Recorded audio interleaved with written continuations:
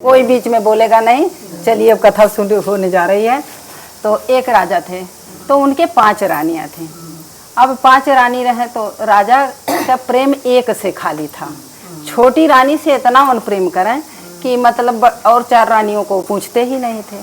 अब चारों रानी के ध्यान न दें, खाली देखिए राजकाज और जेवर गहना से ना इज्जत रहा। जब कहा ना पिया जिसको चाहे सुहागन वही है और नज़र से गिरी जो अभागन वही है। तो राजा नहीं चाहते थे होते तो बड़ा बुरा लगता था 4 रानियों को। चारों रानियों को इतना बुरा लगता था, वो लोग हमेशा श्राप देती थी कि पता नहीं इसको कुछ हो नहीं जा रहा है कि मर जाए, कम से कम इसी के पीछे राजा पड़े रहते हैं, ऐसा नहीं होना चाहिए। और छोटी रानी को भी भाई अहंकार था कि राजा हमको ज़्यादा मानते हैं और किसी को नहीं मानते। अब इसका तो प्रभाव पड़ता ही है।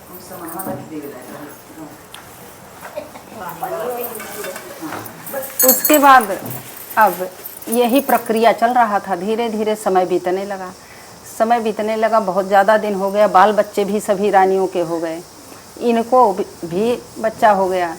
लेकिन फिर भी इनकी भाई इतनी ज़्यादा रूपवान रही, ज़्यादा सुंदर थी, तो इनको ज़्यादा प्रेम राजा देते थे। तो देखिए भाई आचरण से प्रेम जो होता है वो ज़िंदगी भर चलता है, और रूप तो ढलहिक है, क्योंकि संसार का नियम है परिवर्तन। और जब जीवन में परिवर्तन आवेगा, कल बच्चे थे आज जवान हुए, कल बूढ़ा होना है, तो रूप तो ढलेगा ही। अब खाली रूप से जे प्रेम करी ओकर कहाँ कई दिन चली। अब भगवान भी परीक्षा लेता है। उसके बाद समय बीता तो रानी को हो गया कुष्ठ रोग, जिस रानी को ये ज़्यादा मानते थे। अब उनको हो गया कुष्ठ रोग। जब कुष्ठ रोग हो गया तब राजा का प्रेम घटने लगा। अब राजा का प्रेम घटने लगा, रानी के पास जाते ही नहीं थे, ना रानी से ज़्यादा बात करें, ना उनके कक्ष में जाएं, ना उनसे कोई विशेष प्रेम था। अब धीरे धीरे जब प्रेम घटने लगा, चारों रानियां प्रसन्न हो गईं। जब चारों रानियां, तो उसको जो छोटी रानी थी वो सोचने लगी कि बताइए राजा आज तक मुझे इतना प्रेम करते थे, आज मेरे रूप में कमी आ गई है, मुझे रोग हो गया है तो मुझे पूछ नहीं रहे हैं, ऐसा क्यों। तो संकटा माता की वो बहुत बड़ी भक्त थी, और माता जी की अपना भक्ति करती, प्रेम से उनका नाम लेती, कहती मैया जिस घाट नैया लगाओगी उसी घाट जाएगा, हम क्या करेंगे, हमारे बस का तो कुछ है नहीं। राजा मानते थे तो उसमें भी आपकी कृपा थी, राजा नहीं मानते हैं तो उसमें भी आप ही की कृपा है, मैं कुछ नहीं कर पाऊंगी, मेरे बस का कुछ नहीं है। माता के भरोसे माता का नाम जपती।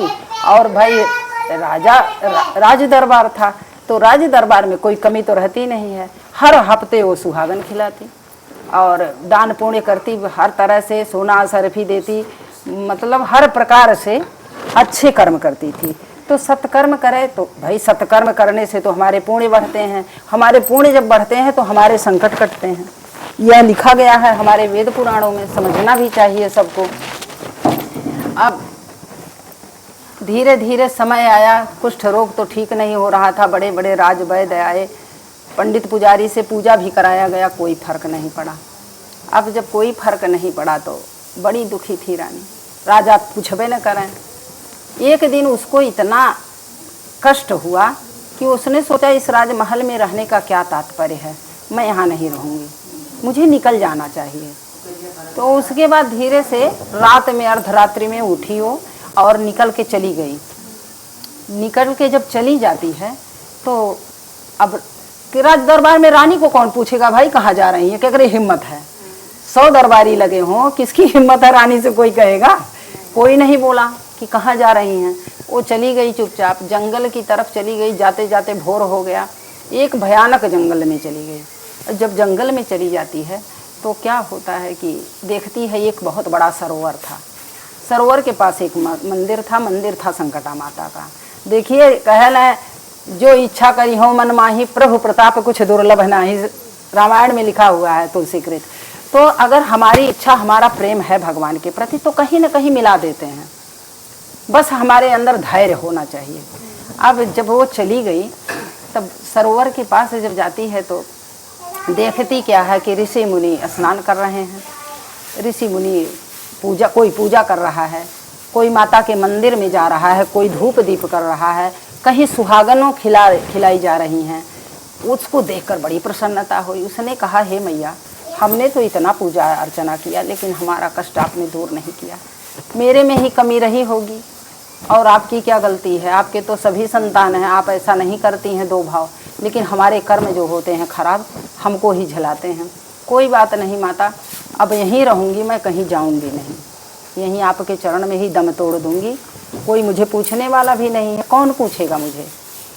अब गई, अब मंदिर के चौखट पे बैठ के लगी रोने। अंदर भी जाने की हिम्मत नहीं कि कुष्ठ रोग है, हमारे शरीर में सफ़ेद दाग पड़े हुए हैं, कोई ऐसा ना हो कि कह दे कि निकलो निकलो यहाँ से।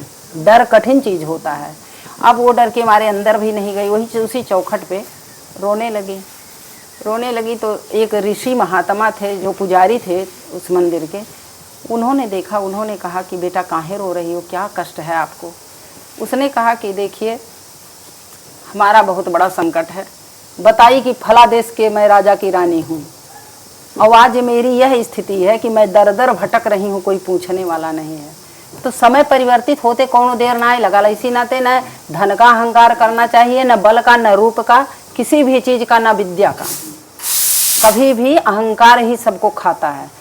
तो अब वो बेचारी सब बताई ऋषि मुनि से, बता करके उसने कहा कि अब मेरा कोई पूछने वाला नहीं है। मैं अब पंडित जी अगर कोई उपाय लगाते, माता से आप प्रार्थना कर देते कि हे मैया मेरे इस कष्ट को दूर कर दें, तो बड़ी कृपा होगी। पंडित जी ने कहा कि देखो बेटा, कृपा तो हो जाएगी, किंतु कृपा तब होती है जब हम समर्पित होते हैं। अगर समर्पित नहीं रहोगी तो कृपा रुक जाएगी। कृपा नहीं होती है कि आज एक ठो अगरबत्ती भाजी कपूर जला दियो और ओकरे बाद माई से कुल मांग लो, उसके बाद चल दो फिर वही माया में, फिर झूठ फूरी, फिर बेईमानी, फिर लालच। तो ऐसा नहीं, पूरे जीवन सवरी के तरीके से जब हम समर्पित हो जाएंगे तभी माता कल्याण हमेशा के लिए करती हैं। और नहीं तो कल्याणों बेकार है, बेकार है कि नहीं है। फिर हम उसी वही पाप कर रहे हैं तो क्या मिला हमें? कुछ नहीं मिला, प्लस माइनस जीरो हो गया। तो अब पंडित जी ने कहा देखो बेटा, कृपा हो जाएगी, किंतु यही करना पड़ेगा कि फिर आप पुनः उस राज काज में, उस मोह माया में नहीं फंसेंगी। माता के चरणों की भक्ति करिए और शांति पूर्वक जीवन यापन करिए, तभी माता कल्याण करती हैं ऐसे भक्तों का। अब उसने सोचा कि अब ऐसे बड़ा निकृष्ट जीवन का होगा कि कोई हमको पूछ ही नहीं रहा था, कम से कम माता के दरबार में आ गए तो इतना मुझे मिल जाएगा, तो सब कुछ मिल जाएगा, मुझे कुछ नहीं चाहिए। उसने वही संकल्प किया, हे मातेश्वरी हमारा सब कुछ, ये दुख दर्द जो है, शारीरिक पीड़ा, सब दर्द खत्म हो जाए, मेरे रोग नष्ट हो जाए, तो मैं आपके चरण में लगी रहूँगी जीवन पर्यंत, कभी भी विलग नहीं होऊंगी, न कभी मोह माया के चक्कर में पड़ूंगी। तब पुजारी ने कहा ऐसा करो, जाओ इसी सरोवर में स्नान कर लो, तुम स्नान करके तब आओ। अब जब वो जाती है स्नान करने, तो स्नान करने जाती है जैसे लगता है उसे कि मतलब हमारा सब कुछ हर ही गया, सारा संकट मेरा दूर हो गया। हाँ, सारा संकट दूर हो गया। अब स्नान करके जब निकलती है तो उसके रूप में हजारों गुना वृद्धि हो गई और सुंदर हो गई पहले से ज़्यादा, और सारे रोग नष्ट, कुछ नहीं, पूरा अपन हाथ देख रही है, अपना पूरा स्वरूप देख रही है, कह रही है कि अब तो मेरा कोई रोग ही नहीं है। कैसे हो गया? सब माता का चमत्कार हो गया। अब माता की जय जयकार करने लगी।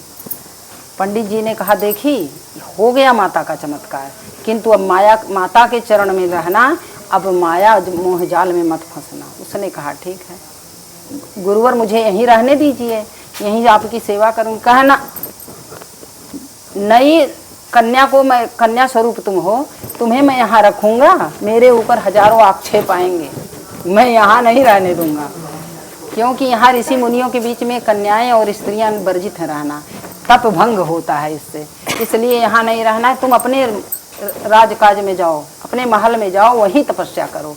देखिए सबसे बड़ी तपस्या गृहस्थ की होती है। गृहस्थ की क्यों होती है कि हजारों माया में रहकर हम भगवान का भजन करते हैं।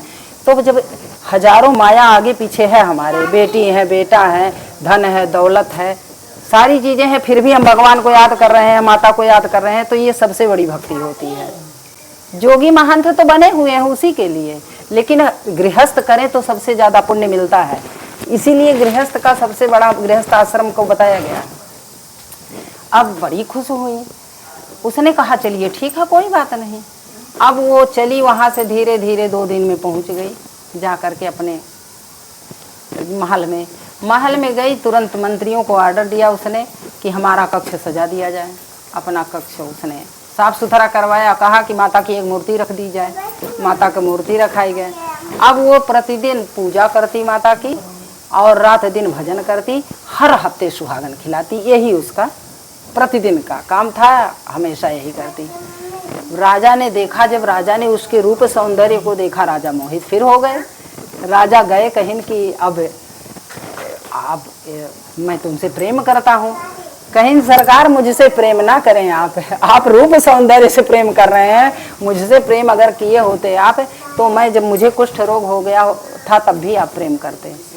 तो इसलिए क्षणिक प्रेम मुझे नहीं चाहिए, मुझे माता का प्रेम मिल चुका है, इसलिए उनके चरणों में रहूँगी, उनकी दया का पात्र रहूँगी। तो इसलिए उसका कल्याण माता करती हैं, जो उनके चरण में सदैव समर्पित रहता है। सदैव समर्पित रहिए, देखिए माँ क्या नहीं करती हैं बस। तो माता कल्याणी की जय जयकार हो। सदैव माँ की भक्ति में लगाए रखिए मन को। जय मातेश्वरी।